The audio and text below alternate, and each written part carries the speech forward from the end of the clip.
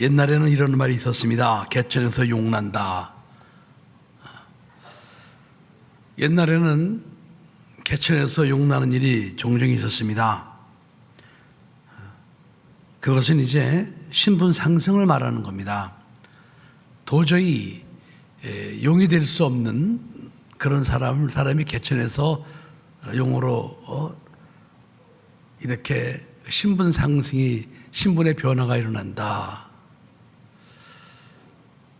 그래서 옛날에 공부만 열심히 해서 이렇게 가족 중에서도 한 사람이 잘 되면은 그 사람 덕보고 가족이 살아가던 그런 시절이 있었습니다.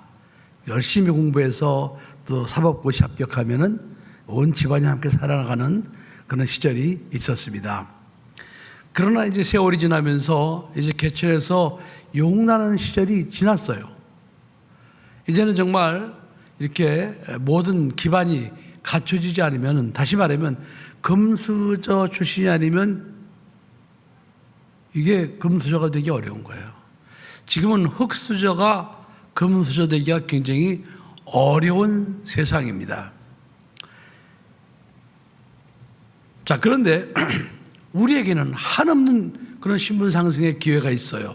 그게 무엇인가 하니, 우리가 예수 그리스도를 구주로 영접하면 그때부터 우리는 육신의 가정에서 태어난 그런 자녀라는 신분을 뛰어넘어서 전지전능하신 창조주 하나님 아버지의 자녀라는 신분으로 우리는 변화가 될 수 있습니다.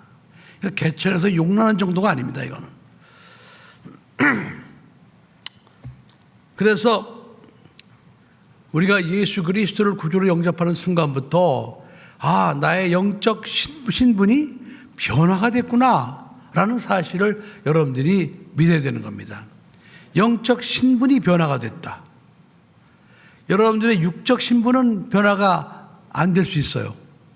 그러나 우리 영적 신분은 완전히 변화가 되는데, 어떻게 변화가 되느냐?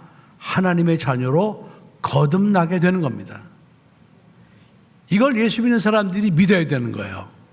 이걸 믿지 않으면 예수 믿어도 맨날 세상의 그런 세상 자녀의 신분으로 살아갈 수밖에 없어요. 그러나 내가 예수 그리스도를 믿는 순간부터 나는 전지전능하시고 창조주 하나님의 자녀로서 나는 거듭났다라는 사실을 믿는 사람은 그때부터 이제 하나님의 자녀답게 살아가게 되어 있습니다. 그래서 우리가 예수를 믿는 순간부터 우리는 무엇을 우리가 믿어야 되는 건, 첫째로 하나님이 나를 자녀로 낳으셨다라는 사실을 믿어야 돼요. 그러니까 나는 절대로 양자가 아니다.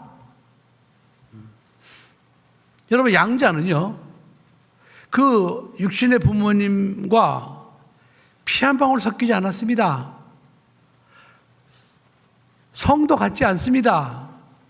그냥 고아원에서 이렇게 누구 자식인지도 모르는 사람을, 아이를 갖다가 이렇게 그냥 데려다가 법적으로 그냥 자기가 양자로, 아들로 삼는 걸 양자 삼았다 이렇게 말하는 겁니다.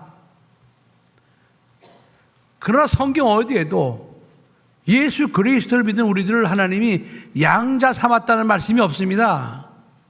낳았다. 그래서 오늘 13절에도 보세요. 이는 혈통으로나 육적으로나 사람의 뜻으로 나지 아니하고 오직 하나님께로서 난 자들이니라 그랬습니다. 하나님이 우리를 자녀로 낳아주셨어요. 예수 그 이름을 영접하는 우리들을 하나님이 자녀로 낳아주셨어요. 영적 신분의 변화가 일어난 겁니다. 변화. 여러분들이 예수 그리스도를 구주로 영접하는 순간부터 이걸 제일 먼저 여러분들이 믿어야 돼요. 나는 이제부터 하나님의 자녀로 영적인 신분의 변화가 일어났구나 라는 사실을 여러분들이 믿어야 되는 겁니다. 아멘. 이걸 믿지 않으면 여러분들은 백날 예수 믿어봐야 육적인 신분과 영적인 신분을 구분하지 못하면 여러분들은 인생이 힘들어요. 그 믿음을 유지하기도 어려워요. 예수를 믿는다 그러면서 조금만 어려운 일 생기면 그냥 세상으로 돌아가고, 영적인 신분의 변화로서 내가 하나님의 자녀를 거듭났다는 사실을 모르면은 우리가 믿음을 유지하기가 어렵습니다. 아멘. 그래서 우리는 예수 그리스도가 우리를 하나님의 자녀로 거듭나게 하기 위해서 해산의 수고, 십자가에서 죽으시는 해산의 수고를 통해서 나를 하나님이 자녀로 낳으셨구나, 이런 사실을 여러분들이 믿어야 되는 거예요. 육신의 자녀도 태어날 때는 어머니가 해산의 수고를 통해서 육신의 자녀를 낳지 않습니까? 그것처럼 영적인 자녀도 독생자 예수 그리스도 십자가에 죽으시는 해산의 고통을 통해서 그 사실을 믿는 우리, 그 이름을 믿는 우리를 하나님은 하나님의 자녀로, 영적인 자녀로 하나님은 새롭게 거듭나게 해 주신 겁니다. 이걸 확실히 믿으시기 바랍니다. 그리고 둘째로, 이제 우리는 하나님의 자녀로 거듭났기 때문에 그때부터 하나님의 자녀다운 삶을 살아야 돼요. 하나님의 자녀다운 삶은 뭐냐? 하나님의 자녀로서 권세 있는 삶을 살아야 됩니다. 하나님의 자녀니까. 그런데 오늘날 하나님의 자녀라고 하면서도 권세 있는 삶을 살지 않는 사람들이 얼마나 많은지 몰라요. 아니, 하나님의 자녀면 하나님의 자녀답게 살아야 될 거 아니에요. 그래서 예수 그 이름을 영접하는 자에게는 하나님의 자녀가 되는 권세를 주셨으니 그랬습니다. 하나님의 자녀의 권세가 있다 말이죠. 권세. 그리고 셋째로, 하나님의 자녀들은 그때부터 하나님께 기쁨을 드리는 삶을 살아야 됩니다. 여러분, 부모가 자녀를 낳습니다. 정상적인 부모는 자녀를 낳고 자녀를 위해서 얼마나 많은 희생을 하는지 모릅니다. 그러면은 그 부모가 자녀에게 바라는 건 딱 한 가지입니다. 부모의 명예를 위해서 살아주는 거, 부모의 이름을 더럽히지 않는 거. 그래서 세상에서도 여러분, 자녀들이 무슨 뭐 이렇게 시골 같은 데 가면은, 좋은 대학 들어가면 그 동네마다 그 현수막이 붙어요. 그 현수막 붙을 때 보면 거기 아무개 씨 아들 아무개 무슨 대학교 입학 합격 이렇게 써 있습니다. 그냥 그 당사자 이름만 써 있질 않아요.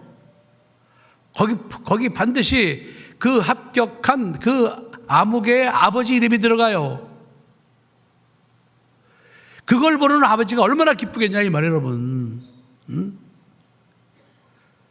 자기 아들이 서울에 있는 좋은 대학을 들어가서 그 동네마다 현수막이 프랭카드가 달려져 있는데 거기에 그 아들의 아버지 이름이 딱 먼저 나와요, 여러분.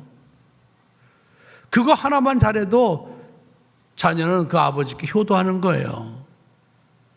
아멘? 네. 그런 것처럼 하나님의 자녀로 거듭난 여러분들은 하나님의 이름을 위해서, 하나님의 영광을 위해서 하나님의 자녀답게 하나님께 기쁨을 드릴 수 있는 그런 삶을 살아야 됩니다.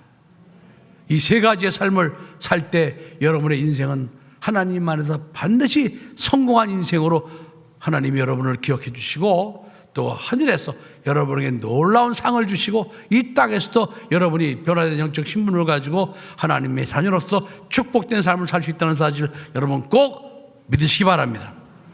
기도하겠습니다.